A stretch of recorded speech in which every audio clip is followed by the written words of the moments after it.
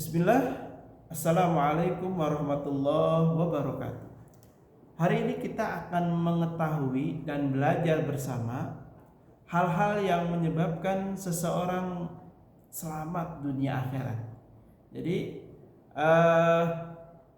dari hal-hal ini itu akan menyebabkan seseorang itu kalaupun dia wafat, insya Allah wafatnya husnul khatimah. Kalau dia menjalankan hal-hal ini, insya Allah digolongkan min ahlil khair, orang-orang yang baik. Dan kalau dia bisa menjalankan hal-hal yang sederhana ini, maka insya Allah dicatat oleh Allah termasuk golongan orang-orang yang beruntung. Ya, kita akan bahas satu persatu apa hal-hal ini. Bismillah. Assalamualaikum warahmatullahi wabarakatuh. Hari ini ya kita awali dengan alhamdulillah wassalatu wassalamu ala rasulillah wa ala alihi wa sahbihi wa man wala amma ba'du. Hari ini kita akan belajar nasihat yang disampaikan oleh Abdullah bin Amr bin As radhiyallahu anhum. Dari Abdullah bin Amr bin As yang mana beliau begitu menekankan kepada kita agar kita ya menjalankan hal-hal berikut ini. Agar apa? Tentu ini untuk kebaikan kita di dunia apalagi nanti di akhirat. Saya akan bacakan redaksinya. Teman-teman yang mau cek, yang mau cross check lagi boleh dibuka kitab Nasoihul Ibad, yakni makalah yang ke-9 ya, bab yang ke-5. Kitab Nasoihul Ibad ini kitab yang dikarang oleh Imam An-Nawawi Al-Bantani ya. Bismillah. Wal maqalatu at-tasi'ah. Adapun makalah yang ke-9. An Abdullah bin Amr bin As radhiyallahu anhuma, dari Abdullah bin Umar bin As radhiyallahu anhuma, semoga Allah meridhoi keduanya.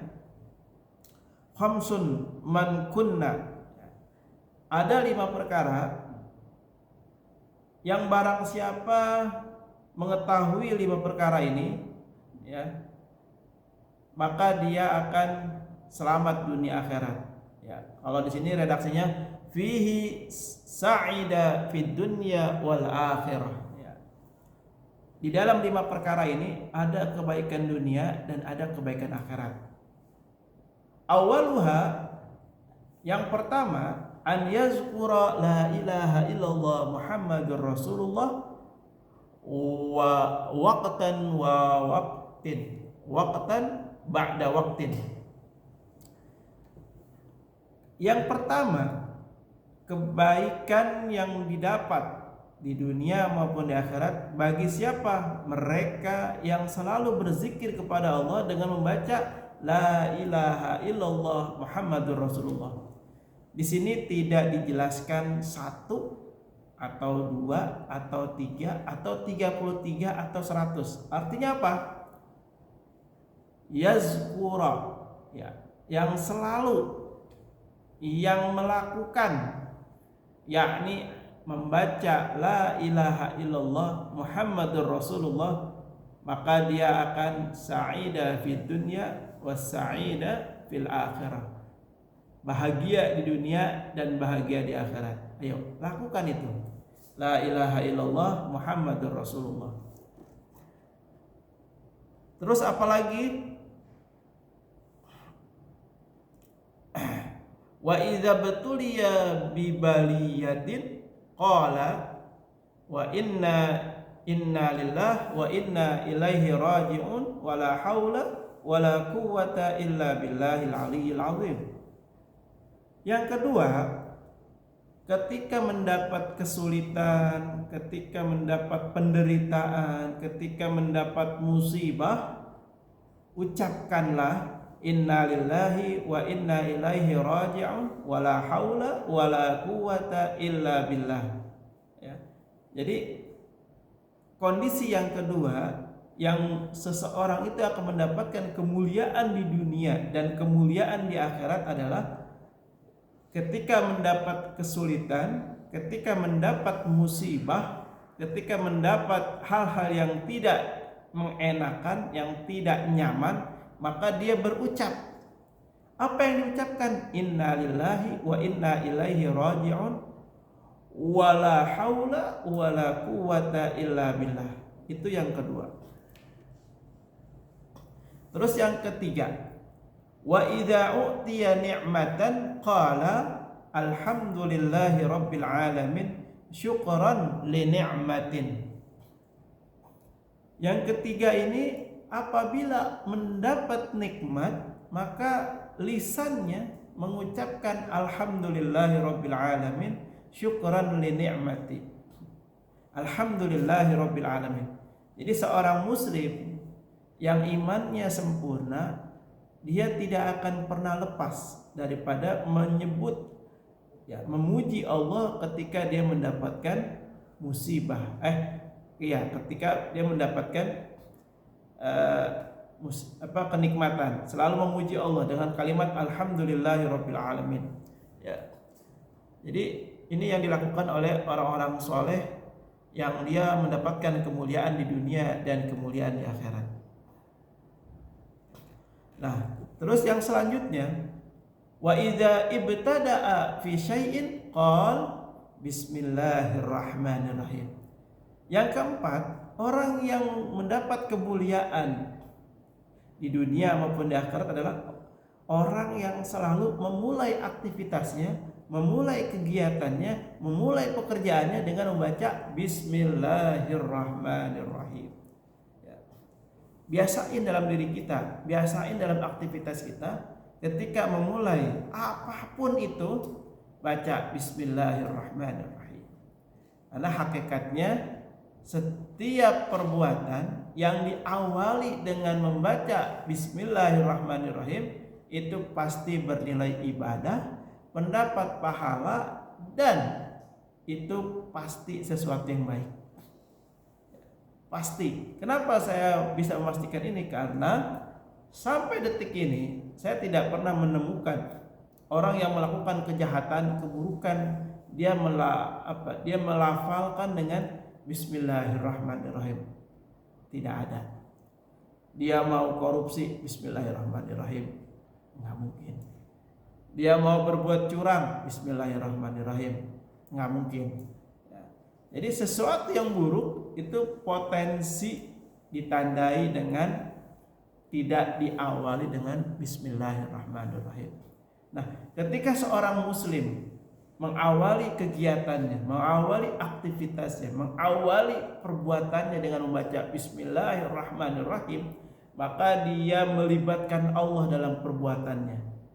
Dia menginginkan Allah terlibat dalam perbuatannya, dan dia mengharapkan apa yang dia perbuat sesuatu yang baik, sesuatu yang bermanfaat, sesuatu yang bernilai ibadah di sisi Allah Subhanahu wa taala.